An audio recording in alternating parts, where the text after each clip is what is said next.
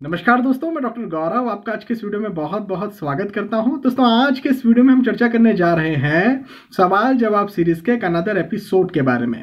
दोस्तों, पिछले एपिसोड में हमने एपिसोड नंबर 22 22वें एपिसोड के सवालों को लिया था। आज अगेन हम 22वें एपिसोड के सवालों को ले रहे हैं क्योंकि पिछले एपिसोड में कुछ सवाल रह गए थे। दोस्तों, आप सभी का स्वागत है। आप जो भी ज्योतिषी प्रश्न मुझसे करना चाहते हैं इस वीडियो के माध्यम से, सवाल जवाब की सीरीज के माध्यम से मुझसे कर सकते हैं। उस सवाल का जवाब आपको जरूर से दिया जाएगा। केवल आपसे रिक्वेस्ट ये है कि जो भी सवाल आप करें वो पर्सनल आपकी बर्थ डिटेल से रिलेटेड ना हो, बल्कि यदि ऐसा कोई क्वेश्चन है, यदि कोई ऐसा सवाल है जिसका जवाब इस वीडियो को देखने वाले प्रत्येक दर्शक सुनना चाहे, इस वीडियो को देखने वाले प्रत्येक दर्शक को जवाब यदि पसंद आता है, सार्वजनिक यदि कोई सवाल है, तो उस सवाल का स्वागत है। चलिए आज का पहला प्रश्न ले लेते हैं। पेमपॉक्स, ये इस नाम से कोई अकाउंट है, ये मुझसे पूछते हैं कि तुला लग्न में यदि शुक्र स्वराशि हो, इन्होंने नंबर 7 लिखा है। कहने का मतलब लग्न पर ही यदि शुक्र हो, लग्नेश हो, ऑब्वियसली तुला लग्न में शुक्र लग्नेश होता है, और मृत हो, तो क्या शुक्र रिलेटेड वस्तु का दान किया जाना चाहिए? देखिए, आपने जो यहाँ पर प्रश्न किया तुला लग्न में लग्न पर ही यदि स्वराशि शुक्र बैठे हैं, मैं यहाँ पर साथ में ये भी ले लेता हूँ कि 8वें भाव में भी यदि शुक्र बैठे हैं, क्योंकि 8th हाउस में भी स्वराशि शुक्र होंगे। 2 नंबर 8वें भाव में बनेगा, वृषभ राशि बनेगी, तो दोनों को ही यहाँ पर हम मान लेते हैं। यदि शुक्र जो है वो फर्स्ट हाउस में बैठे हैं, स्वराशि बैठे हैं, इससे बेहतर कुछ भी नहीं। बहुत अच्छी बात है। लग्नेश का लग्न में बैठने से अच्छा कुछ होता ही नहीं कुंडली में, तो ये बहुत अच्छा है। इसका दान बिल्कुल भी नहीं किया जाना चाहिए। सामान्यतः ही मैं कहता हूं कि कोई भी ग्रह यदि अच्छा है तो उसका दान आपको नहीं करना है, तो यहाँ पर भी आपको नहीं किया जाना चाहिए। लेकिन हम मान लेते हैं शुक्र 8वें भाव में जाकर के बैठ गए, ये भी स्वराशि है। अब यहाँ पर शुक्र मैं कहूंगा बिगड़ गए, अच्छे नहीं रहे। कोई विपरीत राजियों का थ्योरी यहाँ पर एप्लीकेबल नहीं हो पाएगा, तो अच्छे नहीं रहे शुक्र। लेकिन फिर भी मैं कहता हूं कि लग्नेश का दान नहीं किया जाना चाहिए, चाहे लग्नेश कितना भी बिगड़ जाए। तो आपको शुक्र से रिलेटेड चीजों का दान नहीं करना चाहिए। हाँ, यदि शुक्र लग्न पर बैठे हैं तो उसका रत्न आप जरूर से धारण कर सकते हैं। तनय दत्ता ये मुझे सवाल करते हैं, सपोज किसी की कुंडली में मर्क्यूरी, सन और विनस, मतलब बुध, सूर्य और शुक्र बहुत अच्छे बैठे हों, लेकिन डिग्री से बहुत ज्यादा वीक हो, तो क्या करना चाहिए? रत्न तो बहुत कॉस्टली होते हैं, प्लीज अदर उपाय बताइए। तनय जी, ऐसा है कि रत्न एक ऐसा उपाय है, एक ऐसा जरिया है जिससे बहुत आसानी से और बिल्कुल किसी भी ग्रह की पावर को बढ़ाया जा सकता है। लेकिन आप जैसा कह रहे हैं कि कॉस्टली होते हैं, तो हाँ, ये एक दूसरा पहलू है जो कि सही अच्छा नहीं है। तो आप यहाँ पर ये कर सकते हैं कि जो भी ग्रह है, आपने 3 ग्रहों की बात की है, मैं सारे ग्रहों को ले लेता हूँ। यदि सारे ग्रहों में से कोई भी ग्रह आपको अच्छा लगता है, आप रत्न पहनना नहीं चाहते हैं, तो कलर थेरेपी का यूज कीजिए। कैसे? आप उस ग्रह का कलर समझिए कि क्या है। फॉर एग्जाम्पल यहाँ पर मर्क्यूरी को ले लेते हैं, बुध को ले लेते हैं। बुध का कलर थेरेपी मतलब कि बुध का कलर है हरा, ग्रीन कलर को हम बुध का कलर मानते हैं, तो हरी चीजों का सेवन ज्यादा कीजिए, स्पेशली बुधवार के दिन। ऐसा भी कर सकते हैं कि बुधवार को सिर्फ मैं हरा ही हरा खाऊंगा या खाऊंगी, सिर्फ हरा ही हरा पहनूंगा या पहनूंगी। हरी चीज का डोनेशन नहीं करना है बुधवार के दिन, ये इस बात का ध्यान रखिएगा। क्यों? क्योंकि हम इंटेक कर रहे हैं, हम अपने ऊपर हावी कर रहे हैं। उसको दान नहीं करना है, दूर नहीं करना है हरी चीज को, जब तक जरूरी ना हो जाए। ऑब्वियसली जरूरी ना हो जाए तब तक आप दान ना करें। तो इस कलर थेरेपी का यूज कीजिए, ज्यादा पहनिए, ज्यादा खाइए, ज्यादा पीजिए। यदि कोई हरी चीज है तो हरा जूस है किसी तरह का, तो उसको ज्यादा पीजिए। बुधवार को सिर्फ हरा ही हरा हो जाइए। तो ये जो है ये भी आपको बहुत ज्यादा फायदा करेगा। लेकिन एक चीज मैं कहूं, रत्न जो है उनका तो कोई तोड़ नहीं है। ये जो मैंने आपको एक अदर रेमेडी बताया, ये भी बहुत काम का है, लेकिन ये बूस्टिंग है, ये बूस्टिंग रेमेडी है रत्नों के लिए। लेकिन उतना ज्यादा इफेक्टिव नहीं होगा, लेकिन कुछ हद तक तो होगा। तो आपको ये चीज करना चाहिए।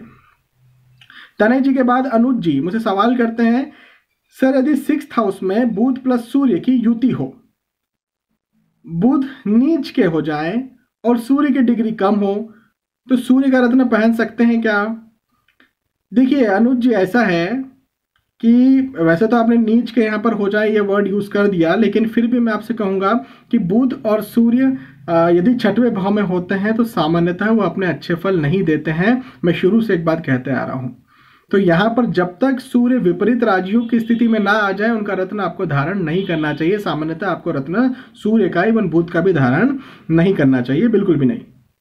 शोएब खान जी ये मुझे सवाल करते हैं, सर 2 भाइयों में एक भाई का मंगल जो है वो योग कारक ग्रह है, और दूसरे भाई के जो मंगल हैं वो एक मारक ग्रह हैं। अब दोनों एक साथ रहते हैं, तो क्या जिसके कारक है मंगल वो मूंगा पहन सकता है? तो शोएब जी बिल्कुल पहन सकता है। देखिए घर में कई मेंबर्स हो सकते हैं, ऑब्वियसली हर किसी का कुंडली हर किसी से अलग होगा, बिल्कुल सही बात है इसमें। तो यदि साथ में भी रहते हैं तो इससे कोई मतलब नहीं है। आप आपके साथ जो आपके लिए योग कारक है उसका रत्न धारण कर सकते हैं, वो पूजा विधि कर सकते हैं, वो दान कर सकते हैं जो आपके लिए उचित है। ऑब्वियसली आपके जो या दूसरे भाई की जिनकी बात करें जिनके योग कारक मंगल नहीं है उनके लिए अलग रेमेडीज होगा, तो बिल्कुल पहना जा सकता है, कोई इशू नहीं है। प्रदीप सिंह जी मुझसे सवाल करते हैं, सत श्री अकाल जी। सत श्री अकाल प्रदीप जी। अगर तुला लग्न में शनि 12वें भाव में हो और चंद्रमा 9वें में हो तो क्या कुंडली में इनकी मित्रता होगी और इसका क्या प्रभाव होगा? धन्यवाद। प्रदीप जी अगर 12वें भाव में शनि है और यदि मान भी लेते हैं कि 9वें भाव में चंद्र आकर के बैठ गए तो इनकी मित्रता कैसी होगी ये मैं समझ नहीं पाया। बुध की राशि में दोनों ग्रह बैठे हैं तो क्या इस वजह से आप कह रहे हैं? वो चीज़ मैं आपका कॉन्सेप्ट नहीं समझ पाया, लेकिन हाँ एक चीज़ मैं आपसे कह देता हूँ कि मित्रता नहीं होगी, शनि और चंद्र में मित्रता नहीं होगी। शनि और चंद्र योग कारक ग्रह या चंद्र समग्रह तो होते हैं कुंडली के, तुला लग्न की कुंडली के, और शनि अति योग कारक ग्रह होते हैं, तो ये कुंडली के लिए अच्छे ग्रह होते हैं। लेकिन शनिदेव 12th हाउस में चले गए हैं तो यहाँ पर मैं कहूँगा कि उतने बेहतर यहाँ पर रहे नहीं शनिदेव कुंडली के लिए। तो ये हालांकि मित्रता नहीं होगी। आपने कहा इनका क्या प्रभाव होगा, तो देखिए जो पंचमेश होता है, जो शनिदेव है वो पंचमेश है तुला लग्न की कुंडली के, तो वो यदि विदेश भाव में चले जाते हैं तो इंसान का जो दिमाग होता है वो विदेश में जाने के प्रति ज़्यादा आकर्षित होता है। एवं जो चंद्र है, चंद्र तुला लग्न की कुंडली में 4 नंबर मतलब 10वें भाव जो होता है, 4 नंबर जो है वो 10th हाउस में यहाँ पर लिखा होता है। तो 10th हाउस के स्वामी जो हैं वो 9th हाउस में आए हैं। 9वां भाव जो होता है वो पिता का स्थान होता है। तो यहाँ पर ये कहा जा सकता है कि इंसान जो है वो पिता का कर्म करे या पिता के कहे रास्ते पर चले तो वो ज़्यादा आगे बढ़ता है। ये मैं बहुत ही सामान्य प्रेडिक्शन आपको दे रहा हूँ। हाँ दशमांश कुंडली का अवलोकन करना भी इसके लिए बहुत ज़रूरी है, लेकिन यहाँ पर कोई मित्रता हो जाती है ऐसा कोई कॉन्सेप्ट नहीं है। प्रदीप जी के बाद राजेश झवर जी मुझसे सवाल करते हैं, नमस्ते सर। नमस्ते राजेश जी। कुंडली में योगकारक ग्रह शत्रु राशि के साथ 12वें भाव में कैसा फल देंगे? कोई भी ग्रह हो कुंडली में यदि 3रे 6वें 8वें 12वें भाव में जाते हैं तो अपने अच्छे फल नहीं देते। यदि विपरीत राज्यों की स्थिति नहीं बनती तब तक, विपरीत राज्यों की स्थिति बन गई तो वो भी अपने अच्छे फल देते हैं।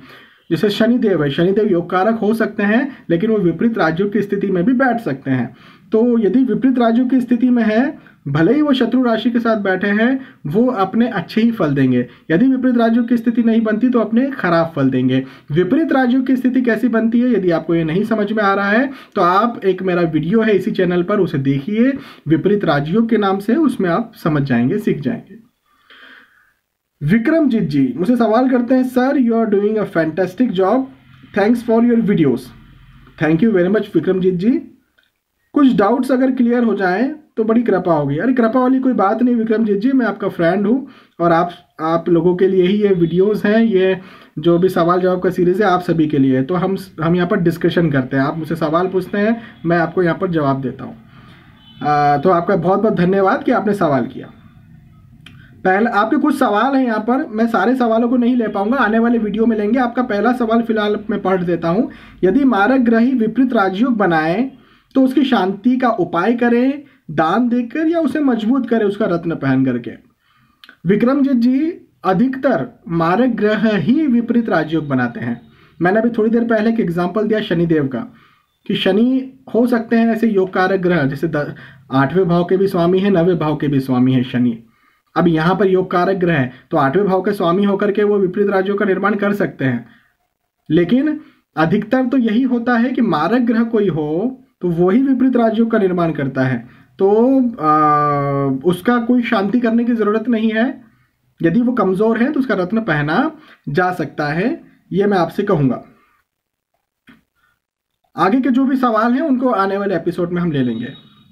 अनिर्बन जी आप मुझसे सवाल करते हैं, किसी कुंडली में मंगल मारक होने से उसका रत्नो मूंगा नहीं पहना जा सकता, लेकिन थंब में अच्छा, तांबे की रिंग, कॉपर की रिंग अंगूठी में पहनने से क्या होगा?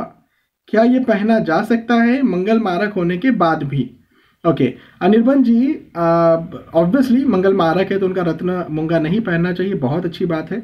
लेकिन तांबा यदि छोटी सी रिंग आप पहन रहे हो तो इससे कोई बहुत बड़ा नुकसान नहीं। मैं हमेशा कहता हूँ धातु यदि बहुत छोटी सी आप पहन रहे हैं, कुछ ग्राम की आप पहन रहे हैं, तो इससे कोई बहुत बड़ा नुकसान नहीं। वो दिन गए जब किलोज में सोना वगैरह पहन लेते थे, गले में पहनते थे, हाथों में पहनते थे, बाजुओं में पहनते थे, इवन तांबे या चांदी पहन लेते थे।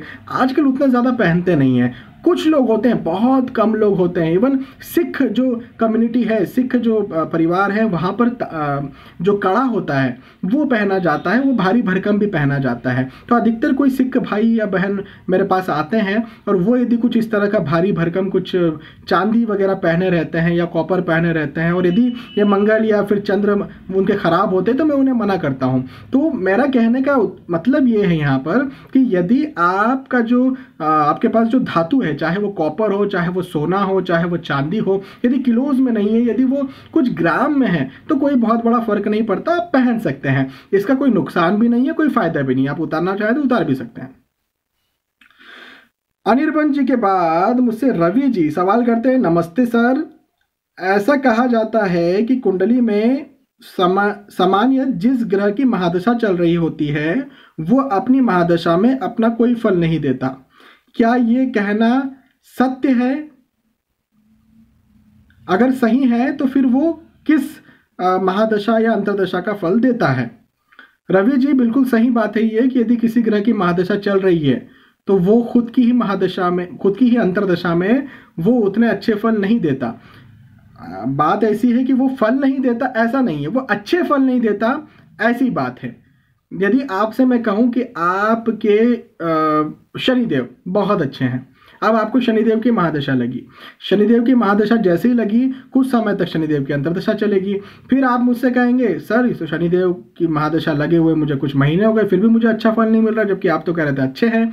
तो मैं आपसे फिर कहूंगा कि देखिए, शनिदेव की महादशा में शनिदेव की अंतर्दशा आपको अच्छा फल नहीं देगी, इसके आने वाले समय में ये आपको अच्छा फल देने लगेगी। तो हाँ, जो ग्रह की महादशा चलती है उसी ग्रह की यदि अंतर्दशा चले तो अच्छे फल आपको नहीं मिलते हैं। रही बात कैसे फल मिलते हैं, तो उतना सेटिस्फैक्ट्री हो सकता है ना मिले, या फिर आपको ये लगता है कि यार पहले जो दशा चल रही थी वैसे ही समय चल रहा है, कोई खास समय हुआ नहीं, इस तरह की स्थितियां भी निर्मित हो सकती है। लेकिन बहुत खराब फल मिलते हैं ऐसा नहीं है, फल तो शनिदेव के ही मिलते हैं। हो सकता है थोड़े कम अच्छे मिले, लेकिन शनिदेव के ही फल आपको यहाँ पर मिलते हैं।